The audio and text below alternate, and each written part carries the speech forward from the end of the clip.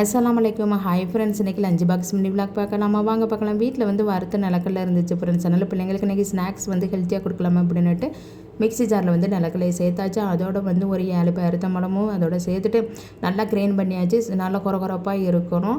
அதுக்கப்புறம் பார்த்திங்கன்னா நிலக்கடலையிலேருந்து ஆயில் வந்து ரிலீஸ் ஆகுமா, அது வந்து கொலக்கட்டனக்கா பிடிக்கிறதுக்கு ரொம்பவே நல்லாயிருக்கும். என்னுடைய மகன் வந்து இந்த ஸ்நாக்ஸ் ரொம்பவே நல்லாயிருக்குன்னு சொல்லியிருந்தாங்க. அதனால் கொலக்கட்டனக்கா பிடிச்சி வச்சாச்சு. அதுக்கப்புறம் பிள்ளைங்களுக்கு பிடிச்ச மாதிரி ஸ்நாக்ஸ் ரெடி ஆகிட்டு நீங்களும் ஒன் டைம் ட்ரை பண்ணி பாருங்கள் ஃப்ரெண்ட்ஸ். பிள்ளைங்க அடிக்கடி செஞ்சு கேட்பாங்க. அதுக்கப்புறம் சுட சுட சோறு ரெடி பண்ணிவிட்டேன். அதுக்கப்புறம் பிள்ளைங்களுக்கு நாள் என்ன கறி வேணும்னு கேட்டதால் பிள்ளைங்க உளுந்தப்பருப்பு குழம்பு தான் வேணும் கேட்டாங்க.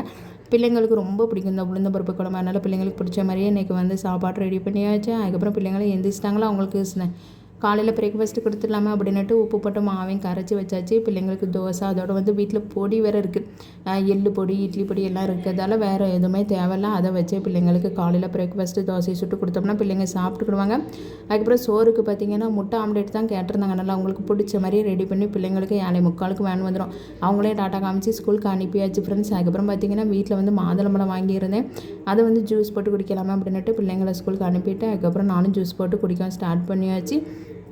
எங்கள் ஊரில் நல்லா வெயில் அடிக்கும் ஃப்ரெண்ட்ஸ். அதனால் மாதுளம்பழம் ஜூஸும் குடிச்சிட்டு அதுக்கப்புறம் பார்த்திங்கன்னா பாலாடை வேறு சேர்ந்துட்டு ஒரு சம்பளத்தில் போட்டு வைப்பேன்னா அதில் பாலாடை சேர்ந்துட்டு அதனால் இன்றைக்கி நெய் எடுத்துடலாமா அப்படின்ட்டு நெய் எடுக்கிறது தான் கொஞ்சம் பெரிய வேலை. அதனால் வந்து அதை முடிச்சிட்டோம்னா கொஞ்சம் ஃப்ரீயாக இருக்கும் அப்படின்ட்டு பிள்ளைக்கும் ஊற்றி கொடுத்துக்கலாம். நல்ல மனமாக இருக்கும். வீட்டில் ரெடி பண்ணது நெய் ரொம்பவே வாசமாக இருக்கும். அதனால் வந்து வீட்டில் ரெடி பண்ணிடலாமா அப்படின்ட்டு எப்போவுமே பாலாடையை வந்து ஸ்டோர் பண்ணிக்கிட்டே வருவேன். இன்றைக்கி நல்லாவே சேர்ந்துட்டு அதனால் வந்து இன்றைக்கி எடுத்துடலாமா அப்படின்னு ஒரு பக்கம் எண்ணெய் இருக்க ஸ்டார்ட் பண்ணியாச்சு. கூலிங் வாட்டர் வந்து ஃப்ரிட்ஜில் வச்சாச்சு. காலையில் அதை எடுத்து வெளியே வச்சுட்டு நம்ம வந்து பாலாடையை மிக்ஸி ஜாரில் சேர்க்கும் போது அந்த கூலிங் வாட்டரை சேர்க்கும் போது பட்டர் வந்து தனியாக பிரிஞ்சு வந்துடும். அதனால் ஒரு பக்கம் பட்டரும் சூப்பராகவே பிரிஞ்சு வந்துட்டு அதை ஒரு 4 தண்ணியை விட்டு கூலிங் வாட்டரை வச்சு நல்லா கழுவி எடுத்துட்டு அதுக்கப்புறம் நெய் எடுக்க ஸ்டார்ட் பண்ணியாச்சு. ஒரு பெரிய அகல பாத்திரத்தை எடுத்தாச்சு. அதில் வந்து வெண்ணெயை போட்டு நல்லா உருக்குமோ நல்லாவே உருகி வந்துடும். கொஞ்சம் சிம்மில் வைக்கணும்.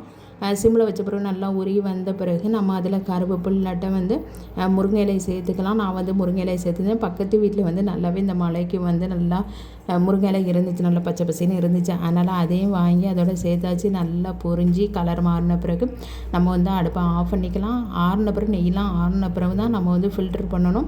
இப்போ என்னென்னா நெய் நல்லா உருகி சூப்பராகவே வந்துட்டு இப்போ கொஞ்சம் ஹீட்டாகவே இருக்குது. இப்போ நான் அடுப்பை ஆஃப் பண்ணியாச்சு.